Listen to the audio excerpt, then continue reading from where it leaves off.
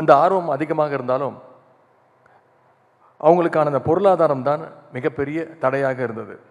ஆகவே யூபிஎஸ்சி எக்ஸாமுக்கு படிக்கின்ற மாணவருடைய கனவை நனவாக்க அவங்களுக்கு உறுதுணையாக இருக்கின்ற வகையில் நான் முதல்வன் போட்டித் தேர்வு பிரிவுகள் அப்படின்ற ஒரு தனி பிரிவை நம்முடைய முதலமைச்சர் அவர்கள் 2023ஆம் ஆண்டு துவக்கி வச்சாங்க.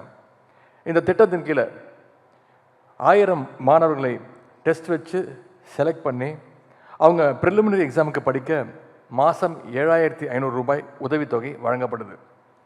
ப்ரிலிம்ஸ் எக்ஸாம் கிளியர் பண்ணி அடுத்து மெயின்ஸ் எக்ஸாமுக்கு படிக்கின்ற மாணவர்களுக்கு ஒன் டைம் கிராண்டாக ரூபாய் 25,000 வழங்கப்படுகின்றது. மெயின்ஸ் கிளியர் பண்ணி அடுத்து இன்டர்வியூ போகிறவங்களுக்கு 50,000 ரூபாயும் ஊக்கத்தொகையாக நம்முடைய அரசு வழங்குகின்றது. யூபிஎஸ்சி ஆஸ்பிரன்ஸ்க்கு ரெசிடென்ஷியல் கோச்சிங் சென்டர் ஃபெசிலிட்டியும் செயல்பட்டு இருக்கு.